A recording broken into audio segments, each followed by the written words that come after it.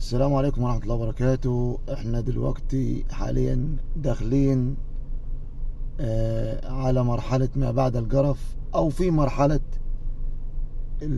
بعد الجرف نفسه يعني، وقلة الادب والبلطجة قدام اللجان بتاعت الامتحانات والغش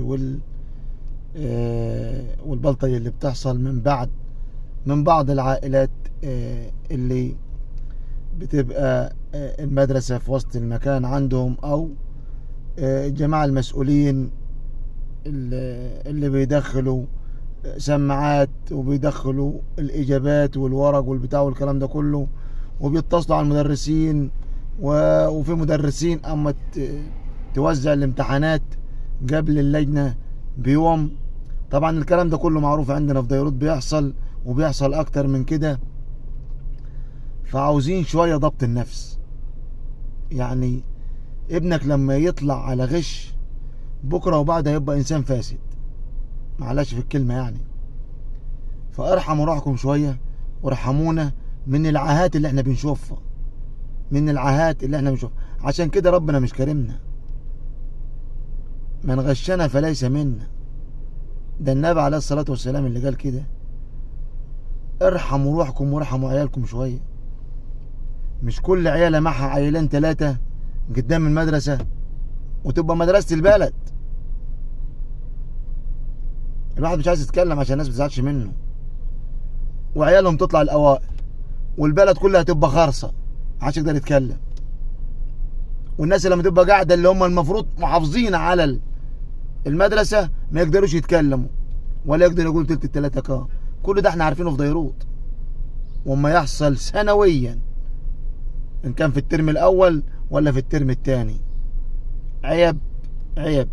يا ريت يكون فيه ضمير شويه، ونسيب المراقبين الغريبه، نحترم الناس الغريبه شويه.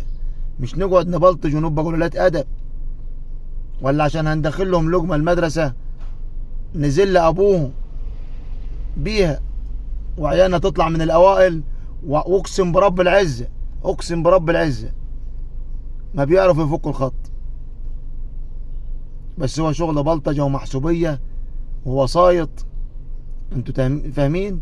فعشان خاطر ربنا يا ريت نخلي بالنا من النقطة دي شوية، ونحافظ على اللي باقينا في الدنيا. حرام لما تدخل قبر كده هتقول لربنا ايه؟ اتقوا الله، حسبي الله ونعم الوكيل. الواحد قرف وتعب والله العظيم. ارحمونا وارحموا روحكم شوية من اللي بيحصل. الله المستعان. ومش عايز اطول عليكم اكتر من كده. ويا ريت الامن اللي بيبقى قدام المدرسة يمنع المهازل اللي بتحصل. يا ريت الامن اللي بيبقى قدام المدارس يمنع المهازل وقلة الادب اللي بتحصل. مفيش حاجة اسمها ابن فلان وابن علان، الناس سواسية، كل الناس واحد. اللي ما ترضاش على نفسك ما ترضاش على غيرك.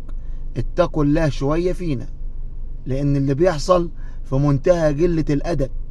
الغش قدام المدارس واللي بيحصل قدام المدارس اثناء الامتحانات، ان كان اعدادي ولا ثانوي ولا ايا كان، بيبقى في منتهى قلة الادب والسفالة. ان كان مسؤول ولا ان كان رتبة ولا ان كان ايا كان، احنا معروفين. اوسخ لجان على مستوى الجمهورية بتكون عندنا في ديروت، بيبقى فيها البلطج علني والسماعات والورق والدنيا. ما تخش غصب عن بوز ادخن شنب. نلم روحنا شوية، الله المستعان.